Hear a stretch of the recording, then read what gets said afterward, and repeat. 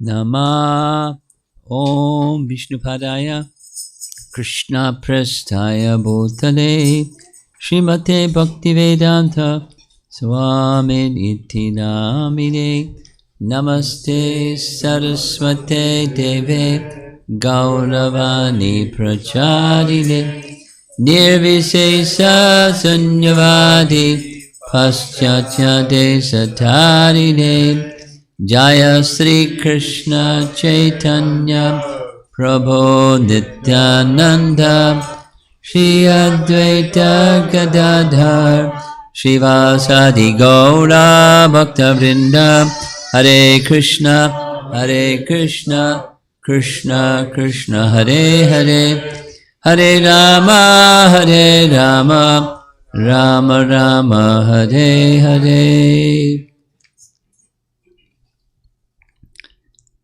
I sent 5 topics to Devamadava and asked him to select from the menu, and he selected this one. And I couldn't remember where it came from, but then I searched a little bit, and it came from a seminar that Bir Krishna Maharaj and I conducted together, and well, you know what his topic is. It was empathic communication.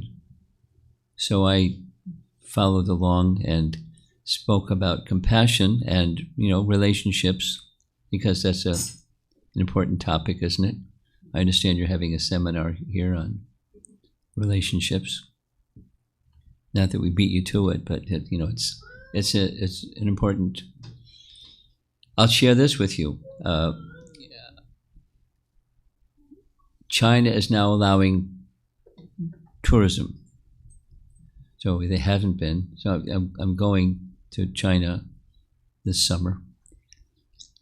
And this is going to be the focus topic, is relationships, because it's not just the West, it's people. Not just people today, but particularly a topic for people today. Soul-to-soul relationships, and the what's on the right side of the screen is the cover of Bhanu Swami's translation of Volume 2 of Priti Sandarbha. Priti, nice word, is a phrase that Jiva Goswami liked, kind of like interchangeable with prema, but it has a certain flavor or dimension. Priti is the affective side of bhakti, so bhakti sandarbha, and then priti sandarbha, or prema. In the stage of love, there's feelings, loving feelings. So soul-to-soul relationships are unusual, or they're exceptional. And he speaks about it, or writes about it, and we're going to use modern terminology to take a look at, for starters, to look at what he says. There's living entities have needs. There's wants, and there's needs. So besides a want, one of the needs is a loving relationship, to love and be loved. Prabhupada would often say like this. Everyone wants to and needs to love and be loved. However, as you all know, Bhaktisiddhanta Saraswati Thakur would say more than once, there's no love in this material world. But the part that's not so often repeated is because everywhere here has a conflict of interest. So when there's conflict of interest, the reversal is there's not love. Or, to say it differently, real love is otherworldly. So it's possible to have love that's in this world but not worldly love, because worldly love is with conflict of interest. So I like this image. there's a lotus, and there's the reflection of the lotus. And the reflection is moving because the water is moving. And so here there's a reflection of love, but there's real love. There is real love. And one can experience that real love if one's consciousness is otherworldly. And that is to see oneself and another's self as they really are. And as we really are, we know that we have our teachings, and our teachings say the real self is the soul. And then there's the coverings of the soul. And wants are largely on the category of the coverings, and needs is on the category of the soul. Something that I heard Srila Prabhupada say many times, and enough times that I started puzzling on what does he mean when he says, the soul is both conscious and consciousness. I'll say it a few times. The soul is both conscious and consciousness. The soul is both conscious and consciousness. So he said it enough times, it's like I want to understand what he means by what he says.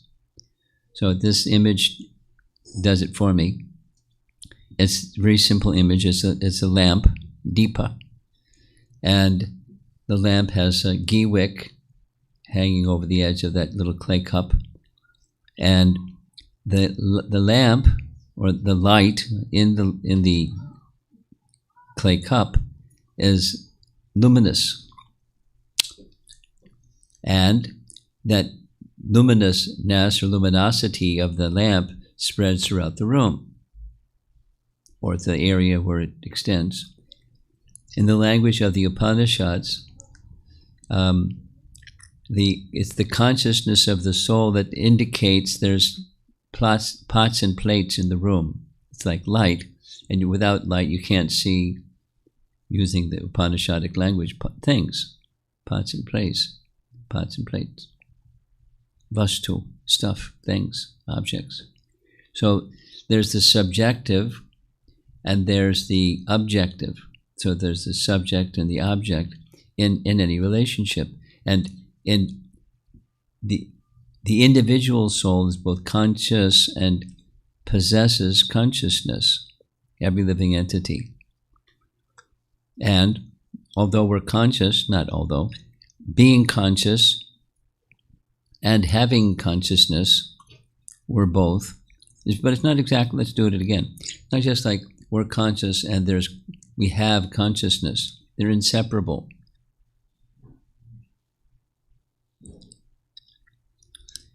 And because the soul is part and parcel of the Supreme, there's a consciousness innate within the soul of the Supreme. It's already there. And our process of mantra meditation, of course, we understand the name and the person, Krishna, are non-different. There's a whole science of that one. Sound vibrations are of different calibers, and this transcendental sound vibration is there's absolutely no difference. And how we can connect with who we really are, in addition to we're spirit soul, we're part and parcel of the Supreme, it's through sound. And that's the connection, or the link, or the transcendental message that awakens or becomes possible to come into one's consciousness through sound.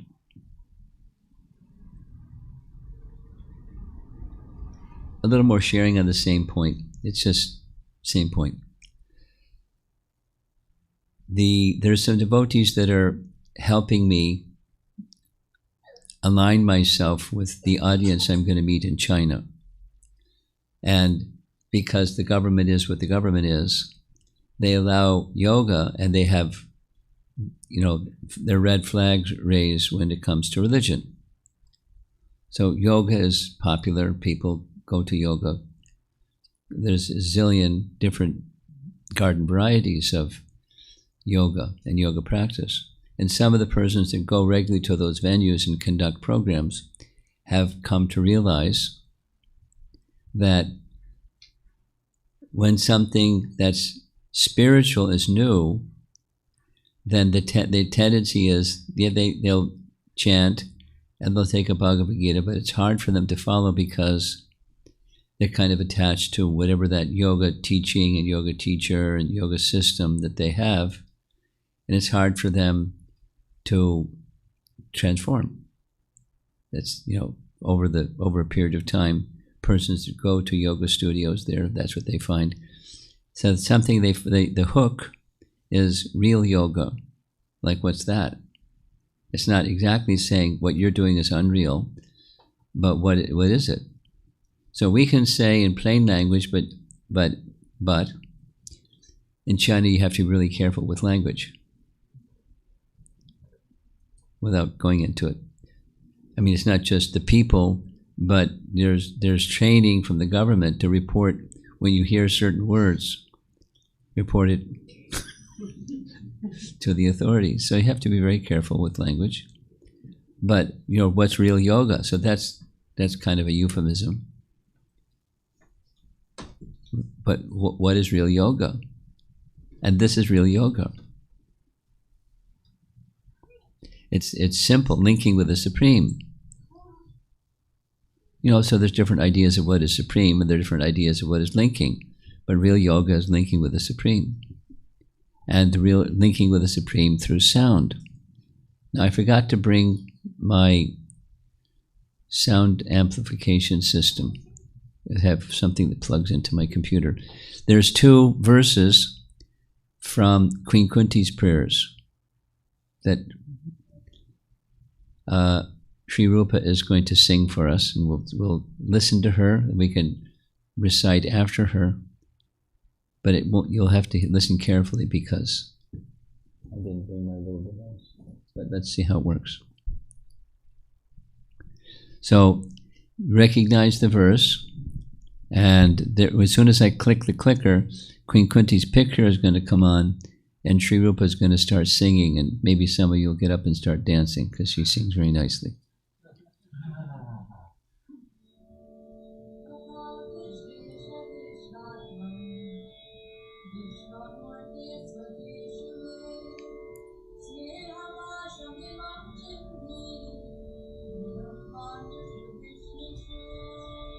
Repeat. Vishvamurte sakeshume sneha pasham imam chindi. She'll sing again. You have to pause after she finishes.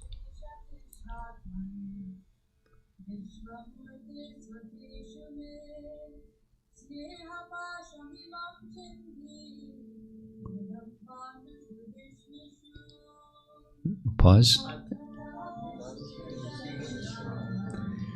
Vishvamurte swakeshu me sneha pasham idam chindi dridham pandushu vrishnusu. Translation.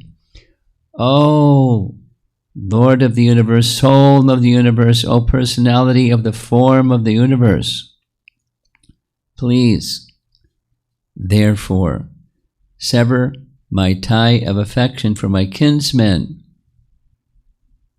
the Pandavas and Vrishnis. What? This is Kunti, who she certainly loves the Pandavas and she loves the Vrishnis. She's asking Krishna to sever her ties of affection. And this is talked about in Priti Sandarbha, which is about affection. So here's from Prabhupada's purport. A pure devotee of the Lord is ashamed to ask anything in self-interest from the Lord, but the householders are sometimes obliged to ask for favors from the Lord, being bound by the tie of family affection. So now what to do? Srimati Kunti Devi was conscious of this fact and therefore she prayed to the Lord to cut off the affectionate tie from her own kinsmen. The Pandavas, that's her sons, and the Vrishnis, that's her father's family. Now the situation is, from the storyline, Krishna is returning back to Dwarka. Everything's been taken care of. Kurukshetra battle is over. Yudhishthira's been enthroned as the emperor of the world, and everything's nice. And now he's ready with his associates from Dwarka to go back to Dwarka. And he's on the chariot. And she doesn't want him to go. She doesn't exactly say, "Don't go." But she says, "Don't go." But here she's saying, now, we'll hear this as we go along, but I'm just making it simple. Prabhupada will explain. If Krishna didn't go, the Vrishnis would be feeling continued separation from Krishna because he didn't go. And if he goes, then the Pandavas, they'll be feeling. And she has affection for both, her family, father and her family's side, and her sons. And so she has affection for both, and she's torn between those two affections because he can't just stay in between. He's got to go or stay. So what's pulling on her heartstrings is the affection. So she's not asking to be a stone. Specifically, she's asking for the material portion of her affinity for the Pandavas and for the Vrishnis, that be taken. Let's hear further. Sever my tie of affection for my kinsman. Prabhupada writes, Jiva Goswami comments in his Pritya Sandarbha, Anuchhed 115, Queen Kunti thinks, if Lord Krishna departs from Hastinapur, that will be inauspicious for the Pandavas. And if he does not depart from Hastinapur and return to Dwarka, that will be inauspicious for the Vrishnis. Her heart, thus agitated by competing affections for these two sides of her family, Queen Kunti herein prays that the affection she bears for her kinsmen be destroyed. Wait a minute. The truth is that when she sees how the two sides of her family dearly love Lord Krishna, her own love for Lord Krishna increases. Therefore, on the pretext of saying, please destroy my affection for my kinsman, Queen Kunti is really praying, please do not leave the association of either of the two sides of my family. Now, this same topic, in essence, is addressed in Chaitanya Charitamrita. And to understand the science of relationships, because that's our soul-to-soul relationships is our topic, involved in loving exchange, there's ashraya and vishaya, the abode of love and the object of love, and the exchange. And they have other terms or subcategories of them, vaibhava, etc. So here's, vaibhava is divided into two categories, alambana and udipana. Does somebody here like reading Prabhupada's books, or knows a little bit about Bhakti Rasamrita Sindhu and knows the distinction between these two? It's coming up, it'll be explained. Does anybody know?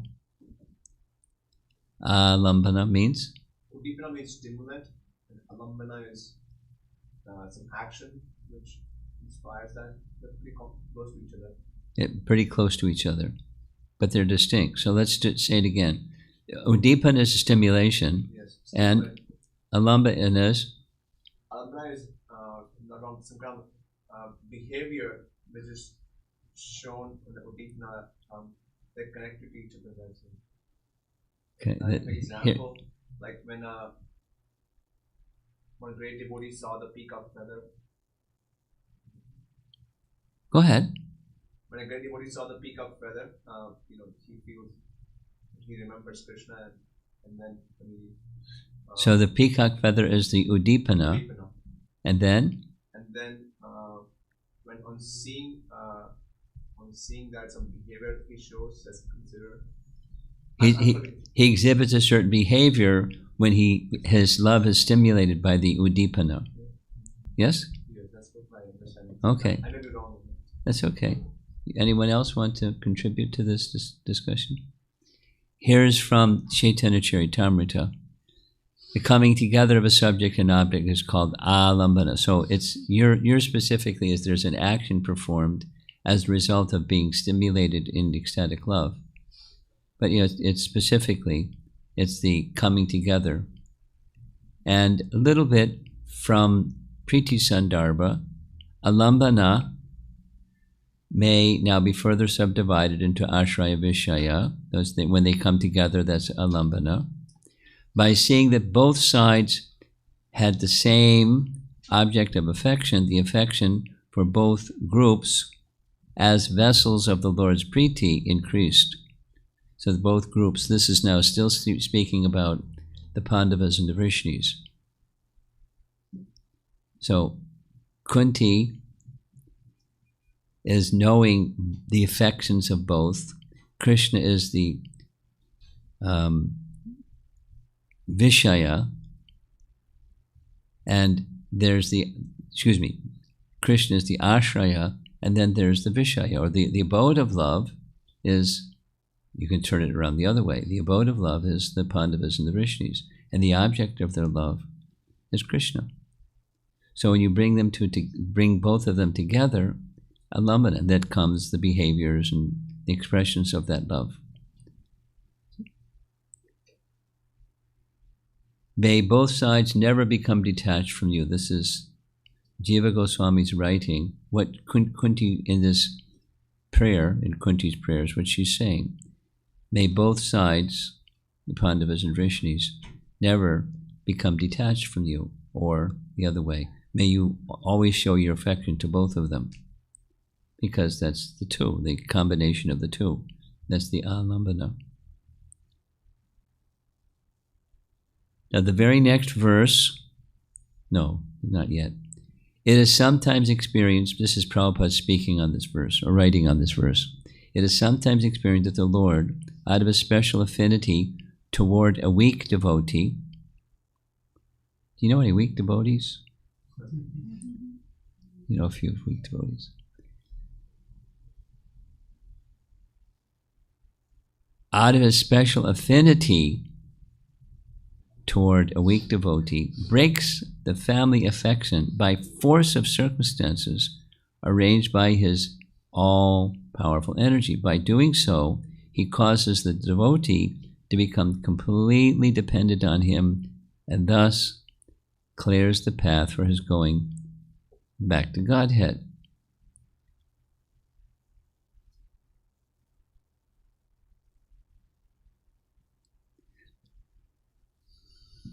As we know, when Prabhupada, the traction that he got in America in the early stages was the counterculture youth, or as he called them, the hippies. And Prabhupada was saying there's one good credit for this younger generation in the West. They're not so attached to family affection, because family affection is a strong tie, which Queen Kunti is acknowledging. And in cultures where family affection is very prominent, just as a cultural trait, it's difficult to go further. Prabhupada expressed it himself. It was difficult to leave his family as he did. We heard yesterday evening about Prabhupada's leaving his family situation. But he expressed to his Western audience it was difficult for him.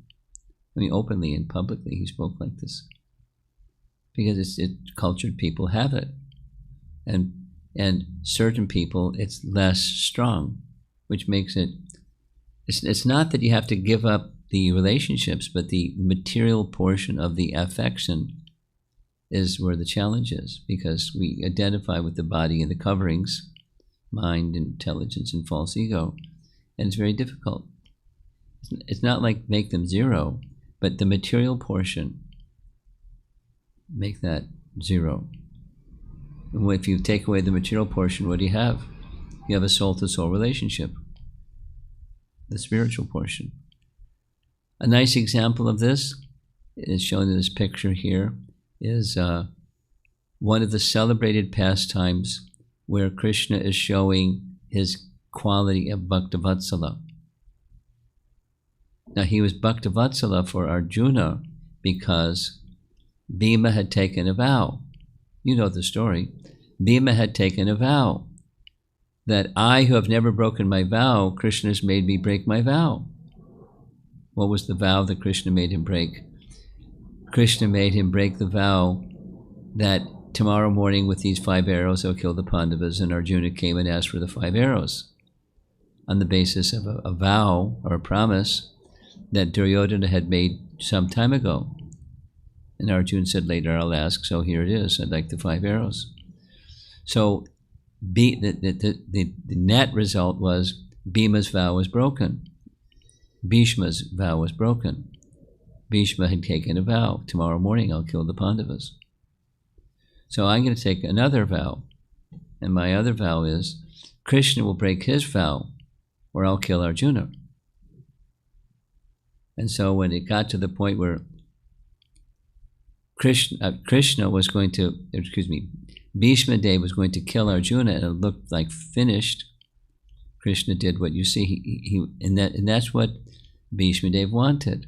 He wanted to see that Krishna would place the care of his devotee above his own vow. So of course Krishna is going to protect his devotee, because that's who he is. It's not just a vow, I shall not fight. That was his vow. He's more than ready to fight. He's got a chariot wheel ready to smash Bhishma Dev. So Bhishma Dev dropped his bow and arrows and, go ahead, smash me. The great hero, Bhishma Dev. So this is, Krishna's at the center. This is this alambana. Krishna's at the center, and the abode of love, both Arjuna and Bhishma are feeling ecstatic. I mean, Arjuna doesn't look like he's ecstatic. He's holding Krishna back. You're going to break your vow. You can't do that. And it's grandfather Bhishma over there. You can't smash grandfather Bhishma. He can't stop Krishna. But it's stimulating. This is the udipana, the circumstance created by the pastime. It's stimulating the love. Ashraya and Vishaya. Udipana and alambana. These are technical terms. It's nice to learn them.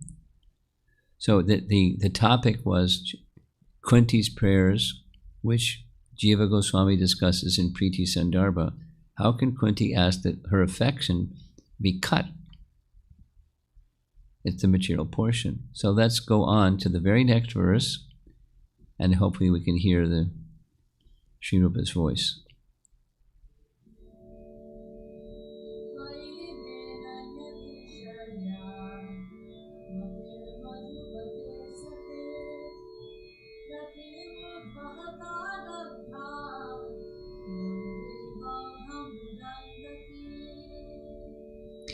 Tvai me yanya vishaya matir madhupate sakrit ratim udvahatad adha gambhiragyam adnamviti. One more time.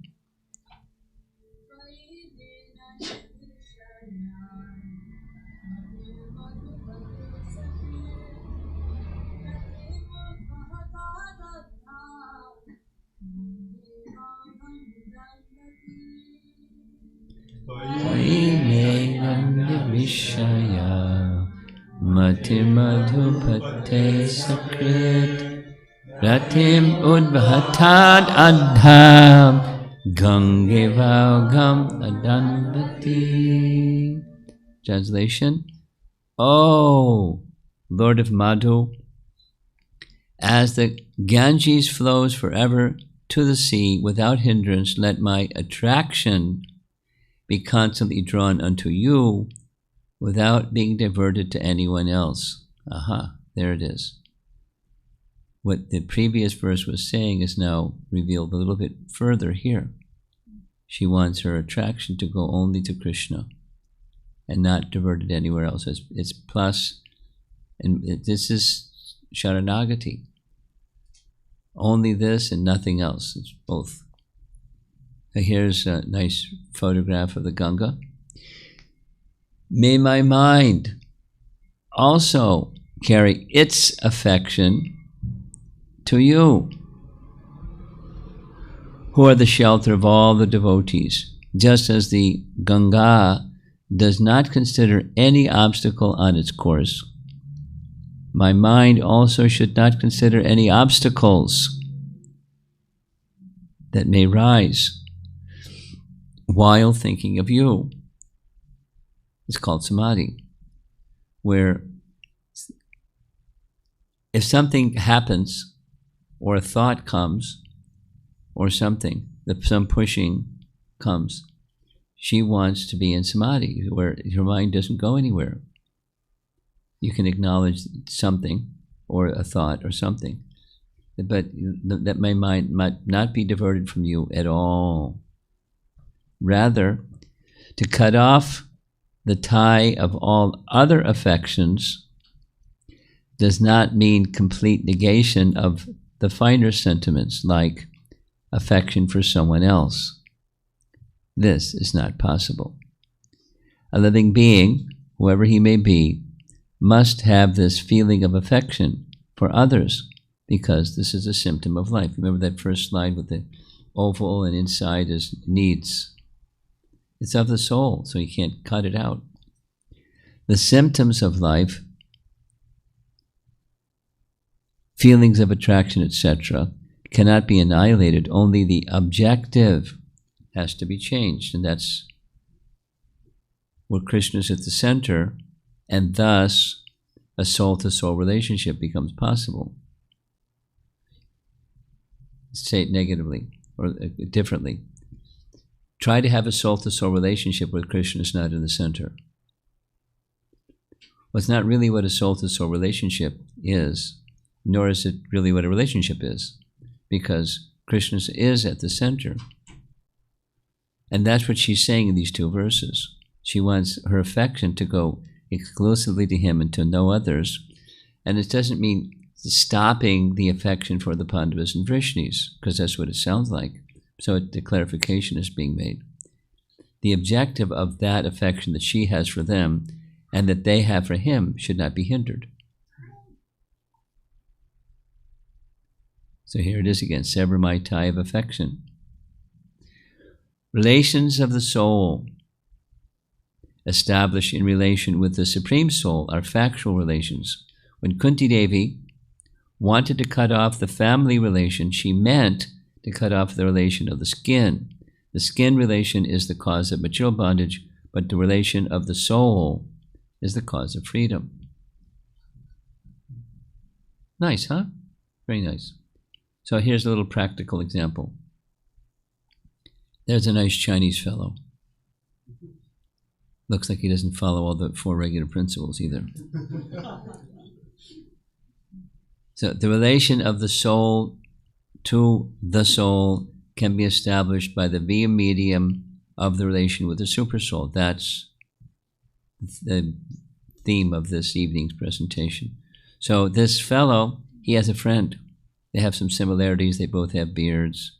They're both a little elderly. One looks a little more plump, a little more skinny, but you know, they're good friends. And there's something else they have in common.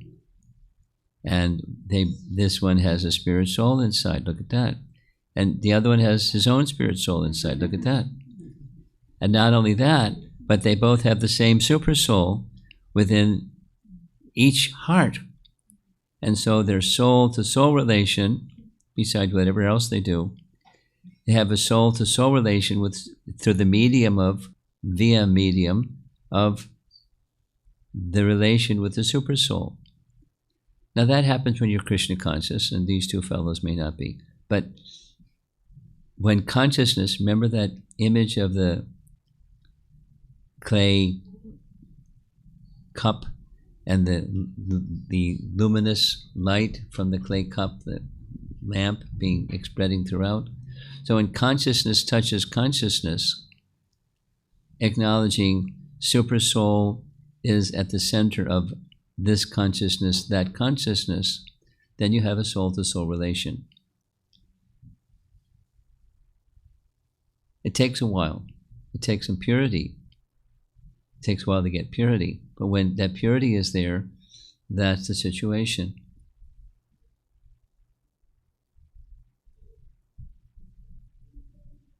Seeing in the darkness is not seeing.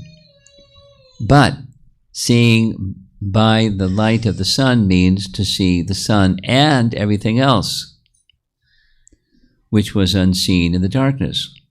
That is the way of devotional service. So the metaphor is easy, that the sun is like the supersoul because of the presence of supersoul and the sense of being connected to the supersoul, because the supersoul is present even when people don't feel connection. But acknowledging the connection with supersoul, that's yoga, then and trying to serve the Supreme, which is bhakti yoga, then you have the potential, the possibility is there to have soul-to-soul relationships. Here's Vishwanath Chakravarti Thakur's commentary on this. May my mind hold affection, rati, for you without any obstacle. Udva means to flow strongly. The mind should not think of anything else, ananya vishaya. Your devotees are not different from you, and thus, without affection for them, affection for you cannot take place. It is not possible that this could please you. This I know. Therefore, let my mind have attraction for no one else except you and your devotees. So this is the remove the material portion of affection, because that's Maya.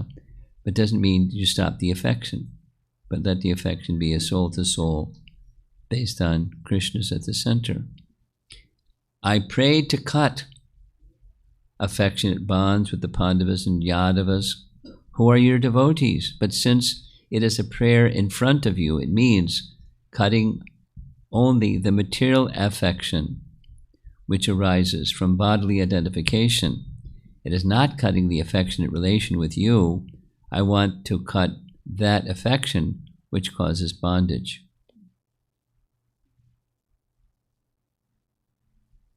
You know, a classic example of this from Brihad Bhagavatamrita is Gopakumar, and he finally makes it to Goloka Vrindavan as a cowherd boy, his eternal position, and he's received very warmly by the cowherd boys, by the gopis, by Krishna. And when they see his affection for Gopakumar, they are joyed. So this is we're getting there, getting close to the end of this evening's presentation. Ananya so hridam, exclusive love for the Lord. So concluding remarks. Opens the door for love of others, for soul-to-soul relationships. So let's go back. Exclusive love for the Lord opens the door for love for others, or love of others, for a soul-to-soul relationships. Nice understanding. It's an elevated understanding, but you know, the scriptural foundation, Jiva Goswami went to great length, and our acharyas as well, to explain what is Kunti saying. It sounds not so, nice. Cut my affection. Here's a nice photograph of Srila Prabhupada, and Prabhupada's nice signature. Another nice photograph of Prabhupada. Whoops, we'll go back. This is Lakshmi Modi doing a reading of Prabhupada speaking on this verse. I think I'll skip that part.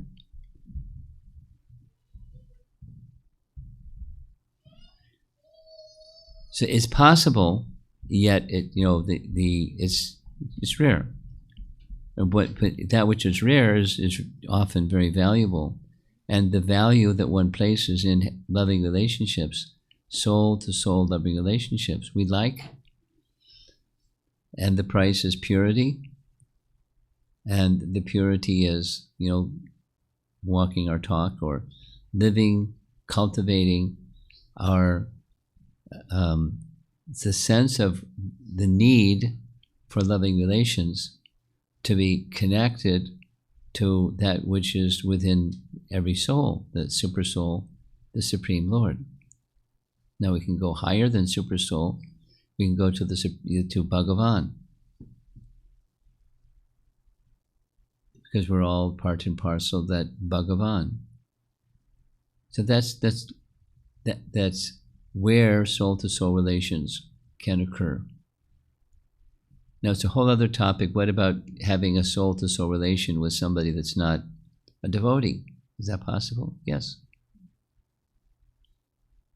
And it has to do with the intrinsic quality of the soul, whether they're following standards of sadhana bhakti or not. Within that soul, within the soul, of the soul, intrinsic to the soul, is Krishna Prema. That's our teaching. Nityasiddha Krishna Prema Sajjaka Bhagoi Shavanadi Shuddha Chitte Karayeyo Doi. Love for Krishna is intrinsic. It's already there. Just now covered. Okay, let's see if there's some discussion or complaints or whatever you want to do.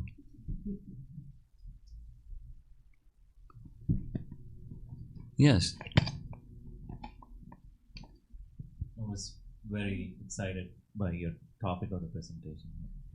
I was wondering, like, in the past I've thought about soul-to-soul relationships, and then with the intelligence it's hard to imagine, like, think of my friend as a beam of light. and then I lose the focus, like, how do I relate with a beam of light? If I forget all the material coverings and just see my friend is a beam of light, then I don't know how to relate. Well, that's not love either. But you were saying that relate to the super soul. But then my question is, like, that is true. But do we see all our other friends as beams of light, and then there's where's this beams of light thing come from? This is your past, what? Your past association with philosophies that are not, the source is not Vaishnava philosophy, because Vaishnavas help. Stop. Shh. Okay. Because we don't know. We are striving for a spiritual identity, but if we don't see that in our friends or in ourselves, then that's covered consciousness. It doesn't mean it's not already there. Just like the beam of light notion, and it's not just that we're not just beams of light. So just find the nearest garbage can and put that idea over in the garbage can, because it's not who we are. Don't try to see that way, because that's not who we are. We're not just beams of light, you or they or something. So just get a different model, please, because that's not who we are. Try to see them as something that they're not. They're not the covering. They're not just a beam of light either. No, consciousness, like this little example where conscious and consciousness, there's light. Consciousness spreads throughout the body and extends beyond the body. We can become conscious of pots and plates. But that consciousness is characteristic of the soul and inseparable from the soul. So now, light is there, but it's not just light. Consciousness is there, but it's not just, there's a person. Consciousness is resting on a person. The jiva is a person. There's coverings, and that's not who the jiva is. He's a person. So we can't think of a form. Why not? So, but then the external form is not their form, right? So what form do I think of when I think of? Well, if you want to think of Krishna's form. And as you think of, as in Bhakti Sandarbha, Jiva Goswami gives some details about experiencing through bhakti, how one can experience spiritual form of everything. And it's gradual, but it springs from chanting. Remember our topic? It springs from chanting. And when chanting becomes refined or absorbed or absorbing, then doorways open that are right there, but there's the doorways open. And then one can experience, not just close your eyes and imagine this beam of light over there is my friend, and you don't. That's mind. That's not soul. To access the soul identity of yourself and others is through the sound, through the medium of mantra, sound vibration. That was that image of the devotee chanting and the connection. There was light going back and forth between the two of them. So Krishna can reveal himself to you, to others, when consciousness becomes sufficiently purified. And you can say purified may mean, on the spiritual platform instead of just on the mind platform. You're not going to get there. Just acknowledge it. Hit the pause button. I'm going to get off this vehicle because it's not going to get me there. So what's the vehicle? The spiritual vehicle, and the spiritual vehicle is given to us through sound. And then it unfolds. It's a really nice verse. It's a whole series of a sequence of things that happen on the spiritual plane, but the doorway is sound, is mantra. And one follow. Okay, I'm ready. What is if you're talking about soul to soul relationship via the super soul, what is the perfection of that relationship? Is that like when two friends are working really together in a way connecting to self Krishna, that is the perfection? Or what is the perfection of a soul to soul relationship? What's the perfection? Well, the perfection is that Krishna is pleased. And when Krishna is pleased, then we become pleased. And it's not always working. Look at this image of Krishna's, not this one. Krishna is carrying the chariot wheel, and he's going to smash Grandfather Bhishma. We're working hand in hand, loving one another and smooching and all that. It's not like that. It's a loving exchange, because Grandfather Bhishma was loving the fact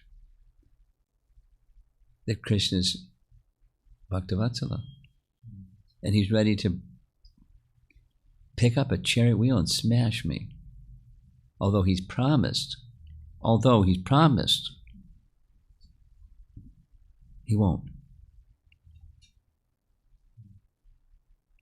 So it's not always work. What does it look like? Was your question? It doesn't always mean hugging and side by. It can be. It can look a little differently than that. But in the long run, it's for the satisfaction of Krishna. That's Krishna consciousness.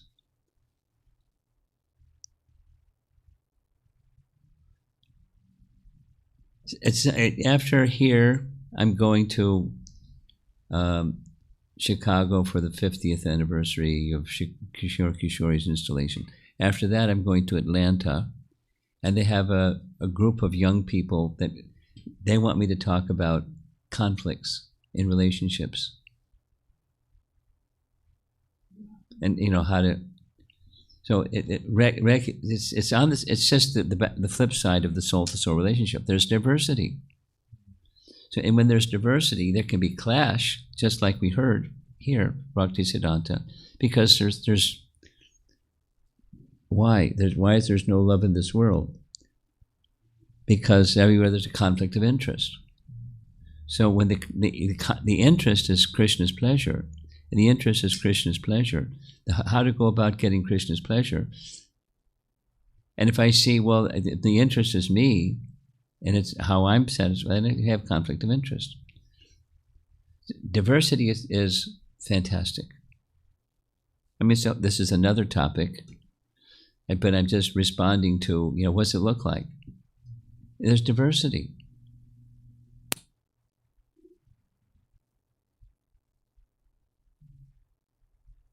And diversity is beautiful. And when there's diversity, it may look like a conflict. And it can be a conflict, it doesn't have to be. Because when there's difference of interest, it's a conflict. And when it's Krishna's interest, it's not a conflict. It's beautiful.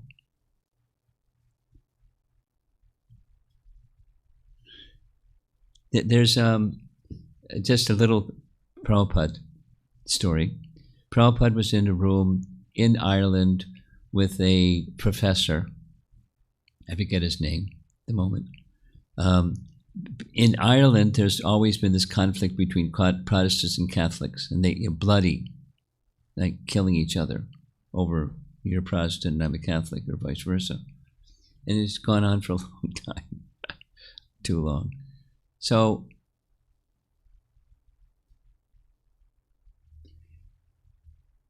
this professor, O'Leary, I think his name. Anyway, he was asking Prabhupada how to bring a solution. And he was making the same point. And so there's diversity, but there's unity within diversity.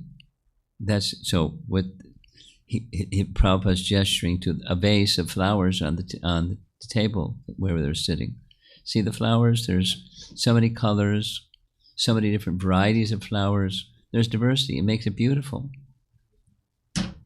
But there's the sameness or the commonness or the unity is they're all flowers, different fragrance. And that's nice. It's beautiful. Supposing it's just one flower, one color, one variety of type, it's less than with variety. So when there's variety, that can be a he's rubbing him the wrong way. But it can become a conflict when there's difference of interest. But it's synthesized or made when there's alignment with Krishna's interest. It becomes very nice.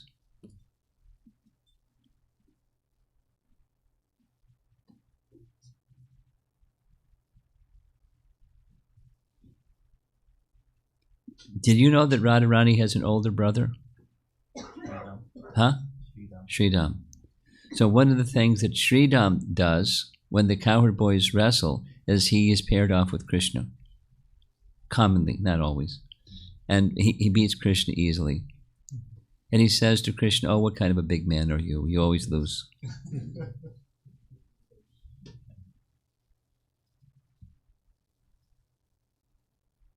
Krishna's interest. Krishna enjoys that.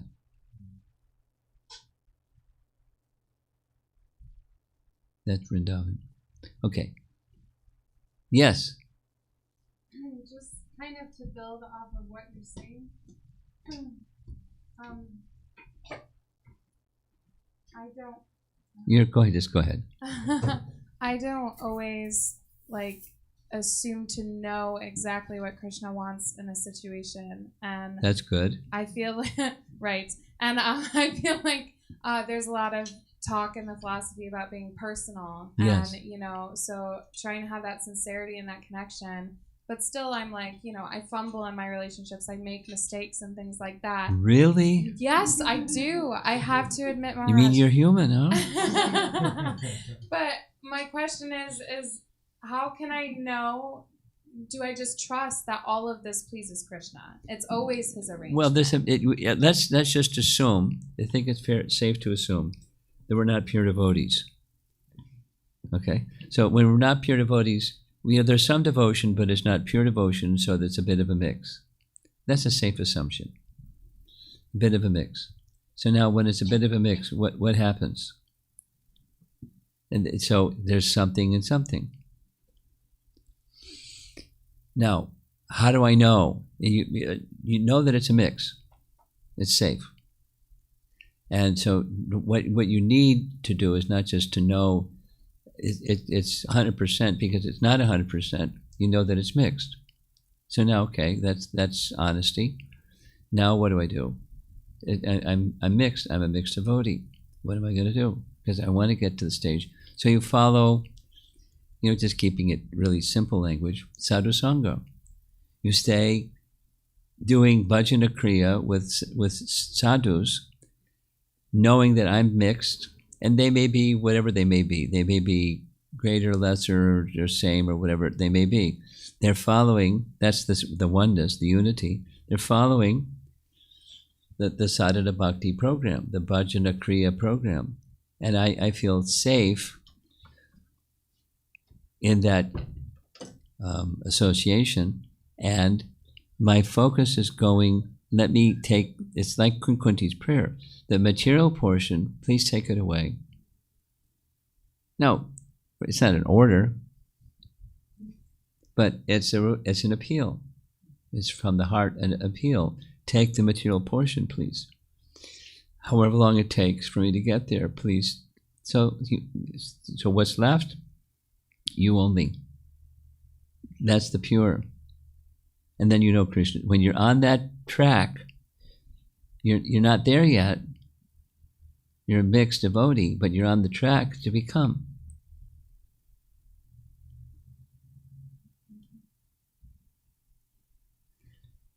Let's do it different. Pardon my visual examples. I used this example yesterday evening. It's a very easy one. What is a tulsi? A seed. B, a seed that begins to sprout. C, a seed that 2 leaves come out. D, it's a nice little tulsi plant that has multiple leaves. E, when the tulsi produces flowers. And F, the flowers produce seeds. Or all of the above. So whatever you are, you're somewhere in that trajectory of becoming. Mixed, but becoming. So stay with it. And follow the activities, just keep in close association with sadhus, saintly devotees, who are like you, somewhere in that trajectory. And, but following the activities that are meant to take the material portion away and leave just the spiritual core, who you really are. So just do that. Thank you. And that's pleasing to Krishna. Got it? That's the answer to your question. Got it. That's pleasing to Krishna. I love it. Okay, good. You want to say something else? I'm just curious also, like when I do make these mistakes, sometimes I'll have like a lot of guilt and I'll start to feel like very stuck, and I know that that's not necessarily, of course I offer it to Krishna, but I don't want to offer guilt. I want to offer what I am trying to make of love, and I'm just, how do I make things right? Do I just know? Well, you can't make things right. Krishna can make things right. Yeah. So you just continue, my dear Lord Krishna, I'm broken. I'm less than perfect, but I know that you're very kind. So this is all I have. It's me. Please accept. Horrible. Thank you. And the other part also, the broken part, or the part that's the material portion, please take it away, so that I can offer you, this less than perfect kind of offering. And it becomes, more pleasing because there's more purity. That was exactly what's in Priti Sandarbha. again, I'll say Priti is Jiva Goswami's term for prema. It's the affective portion of prema bhakti, Priti. So I want to get there. And there's some feeling there. Otherwise, you wouldn't stick around. You'd go off and do something else. So something is there, but it's not pure. So it's Queen Kunti's prayer is right on the topic for you and for me. She's elevated, we're not elevated, but the principle is the same principle. Thank you. Okay. I'm very grateful. Okay. Anyone else? Yes.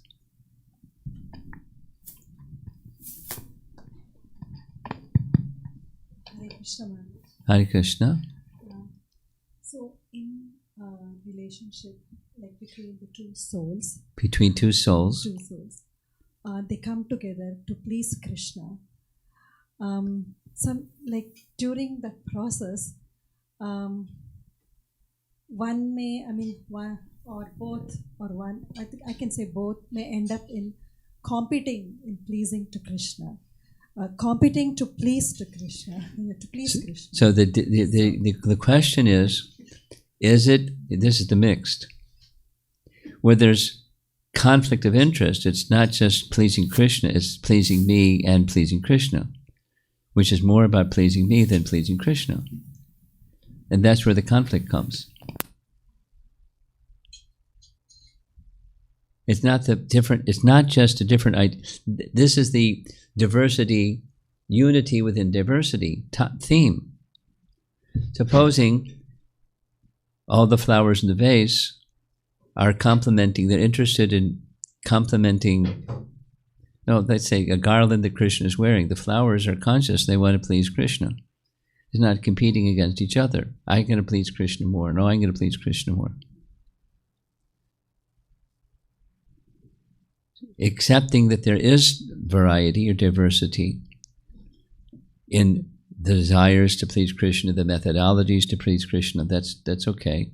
And then there's some boundaries, of course, some guidelines and some standards and things like that.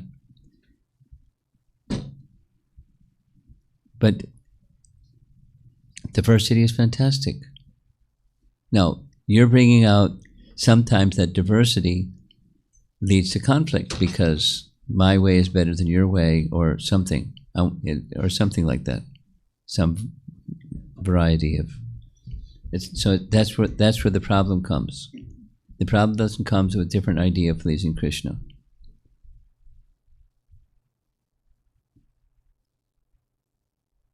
My mind is going to a nice little story that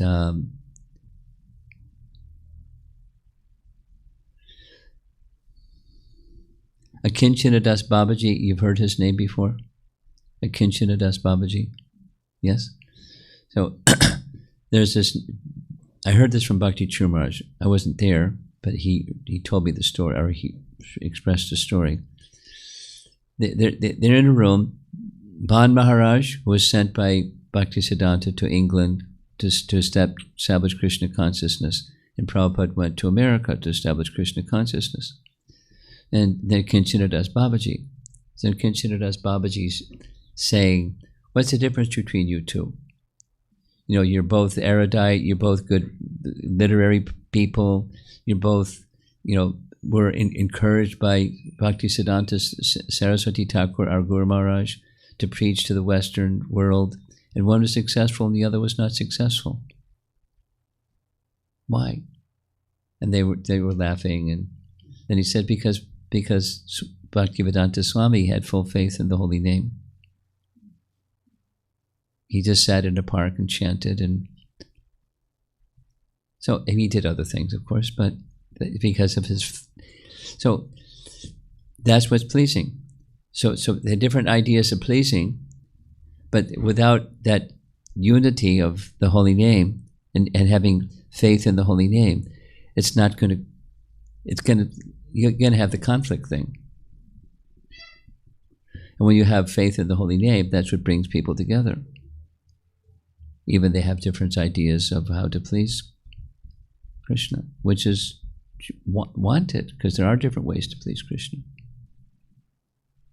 But the harmonization, the Sankirtan, is congregationally we come together and, or same on this topic, remove the material portion of affinity for pleasing Krishna.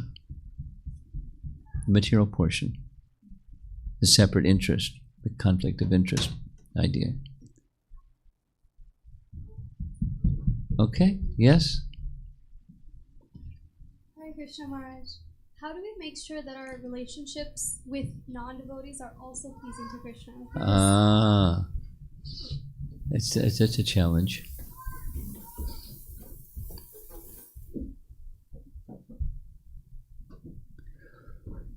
A simple answer is, if you or me or any one of us are able to keep the wish or the aspiration that Krishna should be pleased, even if there's some mistake,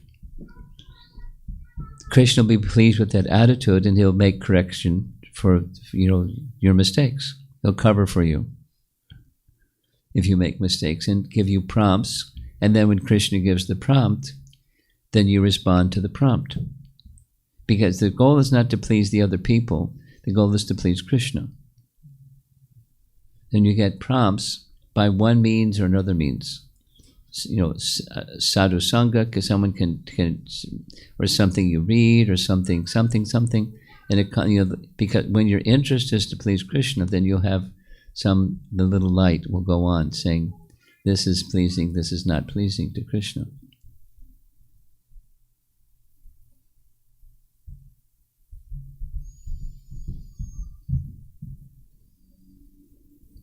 Didami Buddhi Yogam Tam. You know the verse? 10:10 Bhagavad Gita. Unto those who are constantly devoted to me, I give the buddhi, I give the intelligence by which they can come to me. So that's how you'll know. Krishna will give the intelligence. In different ways. Sometimes from within, sometimes from without, sometimes combination, sometimes you get a bang on your head, sometimes something.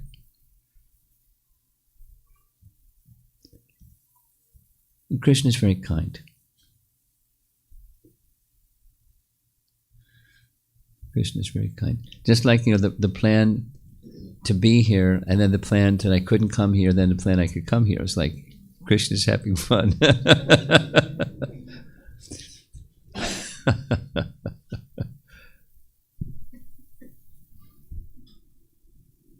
So just be attached to pleasing Krishna, and Krishna will help you get the understanding of how do I know.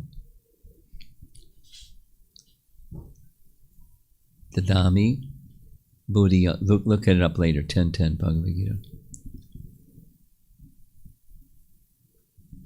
Something else? You have something.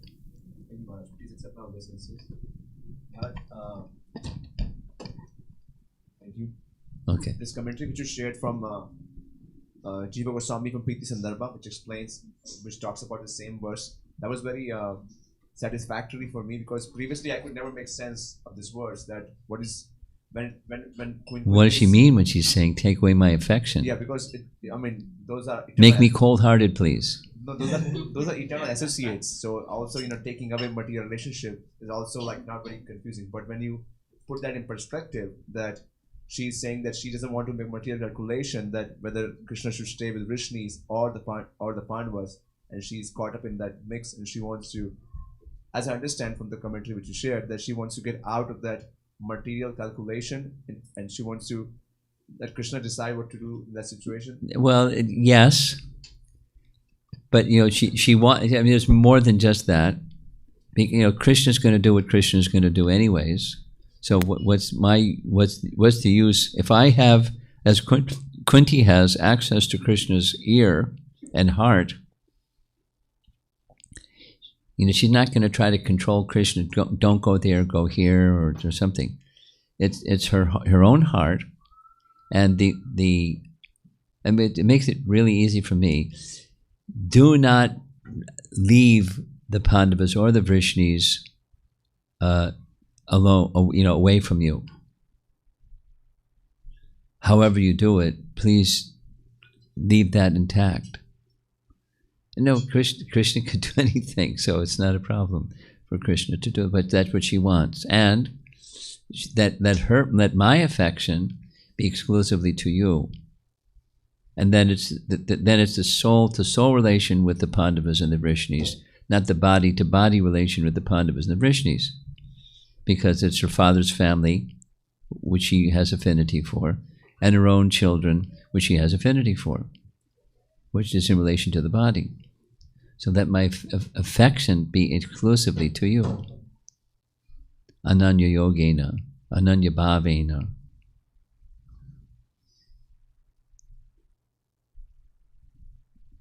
So that the material portion be removed, leaving the spiritual portion. Okay, looks like we've covered our topic. Thank you very much.